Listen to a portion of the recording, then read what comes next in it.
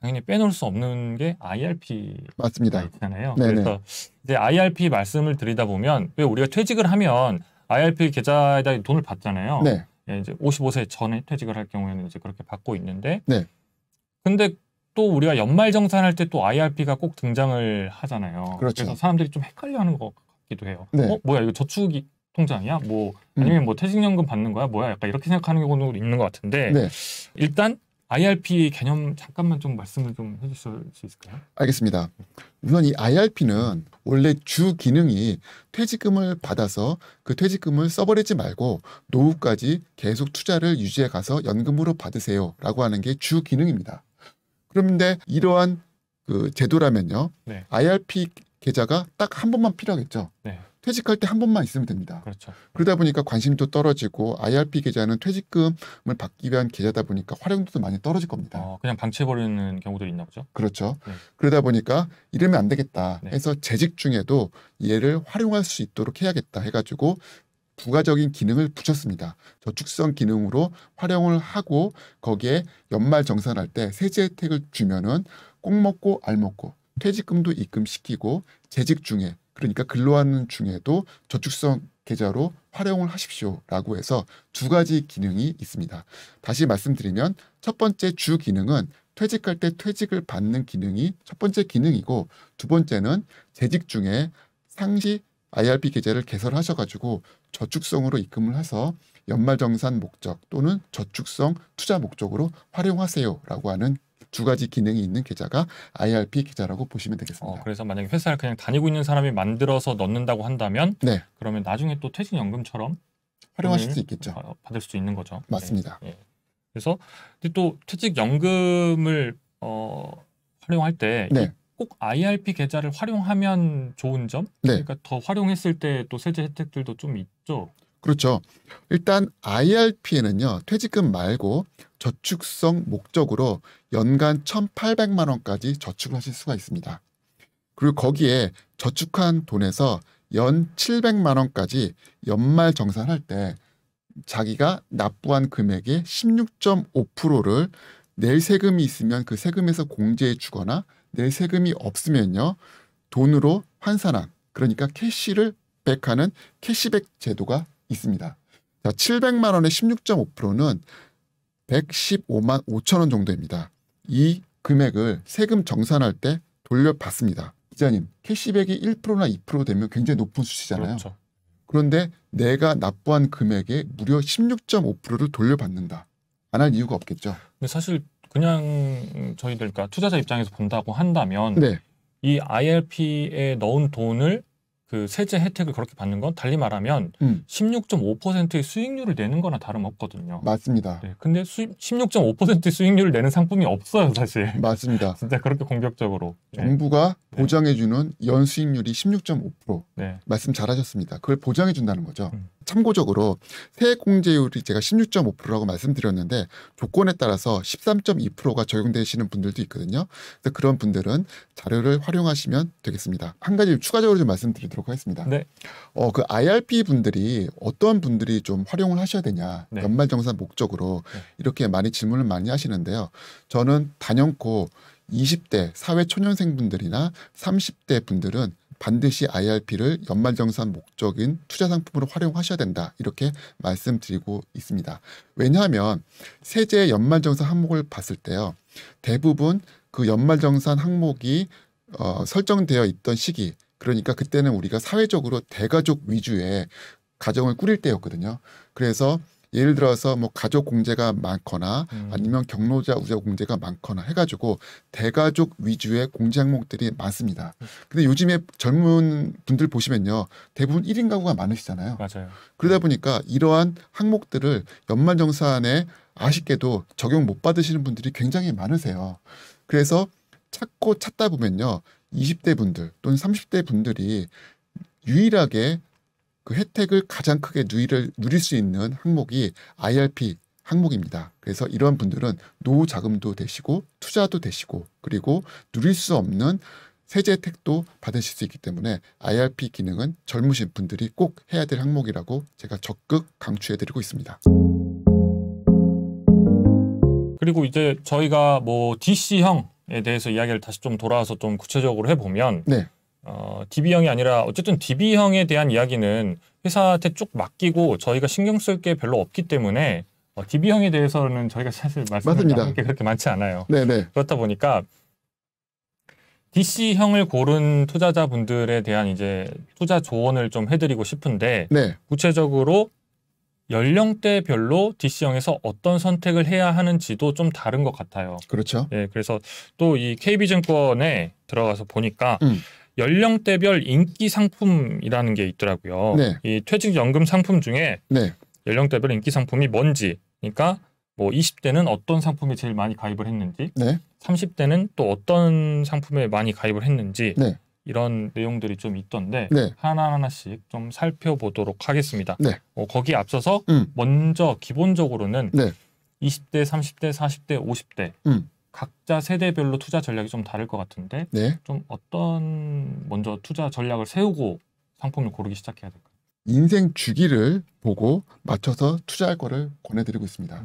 인생 주기에 맞춰서 투자한다. 이건 우리의 개념은 아니고요. 네. 원래 선진국에서 연금을 투자하시는 그런 노하우를 저희가 사용해가지고 제가 드리는 말씀인데 이러한 것들이 보통 글라이드 패스라고 합니다. 그림 보시면 네. 투자 자산과 안전 자산이 나이에 따라서 완만하게 커브형으로 이렇게 떨어지는데 이것이 완만하게 비행기처럼 떨어지는 궤도와 비슷하다 해서 글라이드 패스라고 보시면 됩니다. 저도 이 개념은 동의를 합니다. 젊었을 때는 공격적으로 투자를 하고 이후에는 퇴직금도 어느 정도 풀었고 이제 안전하게 나의 은퇴를 준비한다 해서 안전자산 쪽으로 비중을 높이시는 그러한 방법입니다. 그래서 근데 문제가 뭐냐면요. 이 공격적으로 투자한다. 여기에 좀 이슈가 있습니다. 왜냐하면 안전자산은 간단하게 말씀드려서 안전성 그리고 금리만 확인하시면 됩니다. 네. 그런데 공격적으로 투자한다. 이거는 공격에 대한 강도의 수준, 투자 수익률 그리고 노출되는 리스크 이 정도를 본인이 복합적으로 고려를 하셔야 되거든요. 우선 제가 상담한 대부분의 고객분들은요. 한 가지 공통적인 심리가 있으십니다. 기자님 퇴직금 하면 어떻게 생각하세요? 퇴직금? 네. 퇴직금을 투자한다. 그러면은 막연하게 드시는 생각이 어떠신가요? 아무래도 좀 안정적으로 투자를 해야 된다는 생각이 제일 맞습니다. 것 같아요. 네. 기자님이 말씀하시는 것이 제가 컨설팅을 해드린 대부분의 고객분이세요. 왜냐하면은 성과급이나 아니면 급여는 여유 자금을 보시기 때문에 투자해서 어느 정도 손해가 나도 감내할 수 있다. 이렇게 생각하시는데요. 이 퇴직금은 절대 또는 완전하게 지켜줘야 돼. 이렇게 생각하시는 고객분들이 대부분이십니다.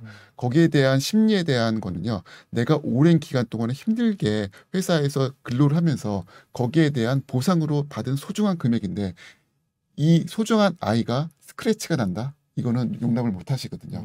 대부분의 분들이 퇴직금은 안전하게 지키셔야 된다. 이렇게 말씀을 많이 하십니다. 그리고 투자 기간을 좀 생각해 보시면요. 기자님 투자할 때 뭐 네. 펀드라든지 주식 좀 해보셨잖아요. 네. 투자 기간 얼마 정도 생각하고 계시나요?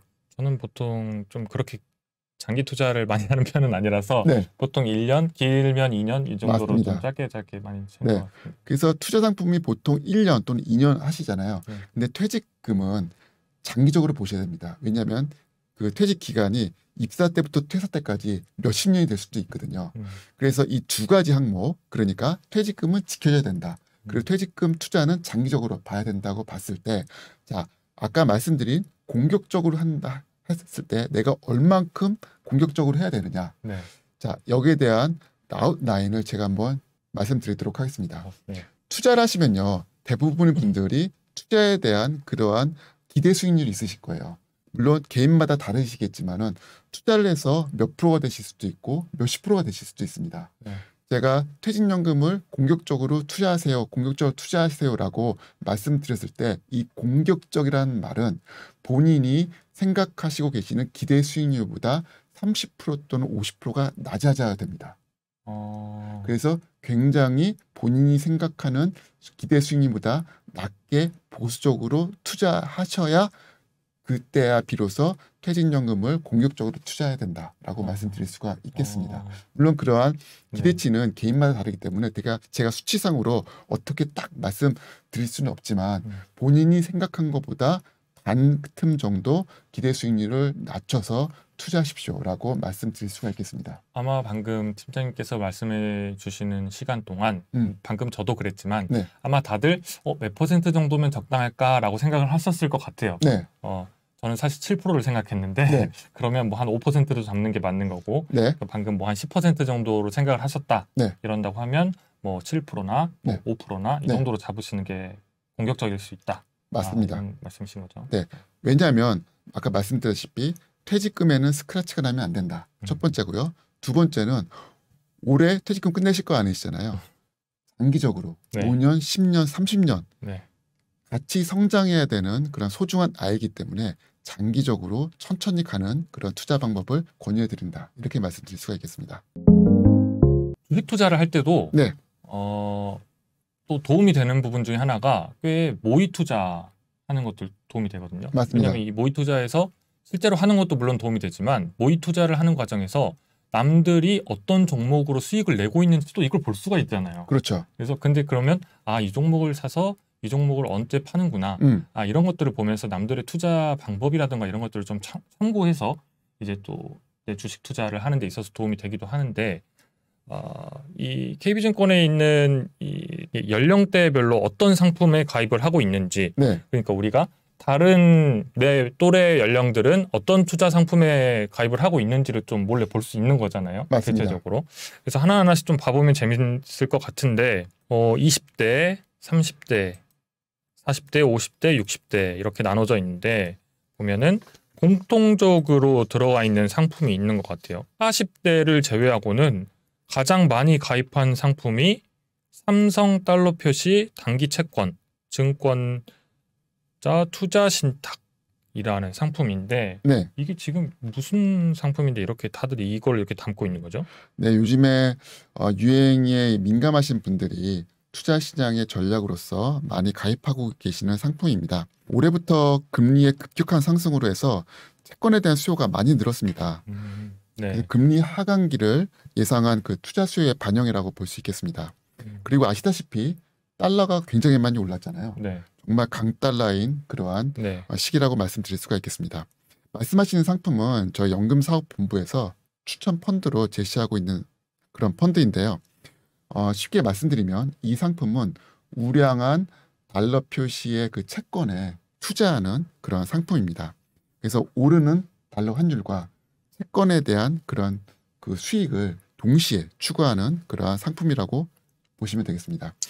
구성 자산은 미국 국공채 등의 그 달러 표시 우량 채권이 단기 채권이 주를 이루고 있습니다. 그리고 한 가지 네. 유의하셔야 될 게 네. 그 펀드명 뒤에 UH로 끝납니다. 그렇네요. 예. 요거는 이제 언헤지를 한다는 그런 의미인데요. 환율 방어를 하지 않고 환율에 노출함으로써 환율에 대한 상승폭, 그러니까 환차익을 그대로 수익에 반영하겠다. 네. 이러한 의미를 갖고 있습니다. 그리고 또 보면은 뭐 그 다음으로 미래에셋의 상품도 보이고 네. 한투의 상품도 보이고 한데요. 뭐 말씀 주신 것처럼 20대는 그러니까 좀 젊어서는 좀 공격적인 투자를 해야 된다라고 네. 해서 그런지 또 보이는 게 이 KB 자산운용에서 운용을 하는 메타버스 관련된 상품도 있는 것 같아요. 맞습니다. 20대에만 있는 것 같아요. 네. 다른 데는 없고. 네. 이거는 어떤 상품들인 거죠? 그 메타버스 ETF는요. 네. 말 그대로 메타버스 관련주인 그 AR, VR 또는 그 인공지능, 그 네. LOT, 네. 네트워크 이러한 그 미래 신규 그 기술에 네. 투자하는 종목을 묶어서 구성한 상품이라고 보시면 되겠습니다. 이런 상품들은 아무래도 이제 조금 공격적인 상품이기 때문에 네. 그렇게 비중을 좀 너무 많이 두는 것은 좀 맞습니다. 위험할 수 있겠네요. 맞습니다. 이렇게 실제로 좀 수익률이 좀 안 안 좋은 경우들이 생기기 때문에 네. 위험 등급도 초고위험 위험입니다. 네. 이니까 좀 이런 부분들도 감안해서 선택을 하시면 좋을 것 같고, 그다음 이제 20대를 봤는데 30대나 40대, 50대, 60대들도 이렇게 다 있는데 다른 세대도 좀 특징적인 상품들이라고 할까요? 이런 부분들을 좀 하나 좀 뽑아주신다면 어떤 것들이 있을까요? 네, 그 30대 분들은 20대 분들과 비슷한 성향을 좀 보이세요. 그래서 IT 위주의 투자 유행에 좀 민감하십니다. 그래서 아무래도 그 실생활과 연관된 부분에 좀 관심이 좀 많으신 것 같습니다. 그래서 이러한 현상을 반영해서 30대 분들이 선호하시는 것들은 뭐 전기차라든지 아니면 네. 배터리 관련된 그런 종목을 좀 선호하십니다. 그리고 투자 성향도 적극적이라 가지고 주식형 등 공격적인 상품을 많이 선호하십니다. 40대 분들은 미국 시장을 좀 관심이 좀 많으신 것 같아요. 물론 최근에 미국 시장이 금리 인상으로 힘든 시기를 좀 보내고 있지만 금리 인상이 이제 끝나면 아무래도 믿을 거는 초우량 시장인 미국 시장이다 해서 계속 꾸준히 관심을 좀 가지시는 것 같습니다. 이런 생각이신지 단일 종목에 좀 들어가시는 것보다는 S&P 등 이렇게 지수형 그런 항목에 좀 많이 관심을 좀 갖고 계십니다. 그리고 이제 50대 분들은 안정적인 상품과 더불어서 다양한 상품에 네. 호감을 많이 갖고 계세요. 네. 50대 되시다 보니까 본인이 20대, 30대, 40대 등 다양한 이제 투자에 대한 그 경험이 있으시잖아요. 네. 그래서 50대는 이러한 다양한 투자 상품에 관심을 좀 많이 가지셔서 30대가 많이 관심을 가지시는 전기차, 배터리뿐만 아니고 40대가 선호하시는 뭐 미국 시장이라든지 이러한 것들을 많이 선호하신다고 보시면 되겠습니다. 매일경제 TV 같은 경우에는 이제 아까도 말씀드렸지만 이 DB형이거든요.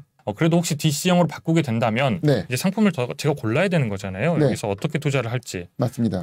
만약에 제 입장이라고 한다면 네. 뭘 보고 이렇게 좀 고르는 게 좋을까요? 현재 수익률만을 보고 고르는 거는 좀 합당하진 않을 것 같은데. 네.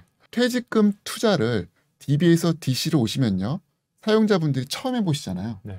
그래서 너무 흥분하셔가지고 네. 이 종목, 저 종목 투자를 하시는 것보다 일단 대부분의 그 항목은 안전 자산을 좀 묶어두시고 거기에서 소액만 본인이 평소에 관심이 있던 분들이 제 생각에는 한 10% 내외에서 이것저것 한번 사보셔가지고 아 이러한 상품도 있고 이렇게 매매를 하는구나 해서 경험치를 쌓으신 다음에 익년도부터 어느 정도 금액을 할당시키셔가지고 그 다음부터 좀 투자를 해보시는 것도 추천드립니다. 특히나 요즘같이 투자 환경이 급격히 변하는 시기에는요. 네. 좀 더 보수적으로 그래서 대부분의 항목은 안전 자산에 좀 묶어두시고 일부 항목, 극히 일부 항목만 관심 있는 종목에 조금씩 담가두시는 것을 추천드립니다. 그러니까 뭐 저희 방송에서도 사실 DC형을 선택하시는 분들한테 도움을 드리기 위해서 좀 이런 방송을 하고 있는 건데 네. 실제로 좀 고민이 있으신 분들이 네.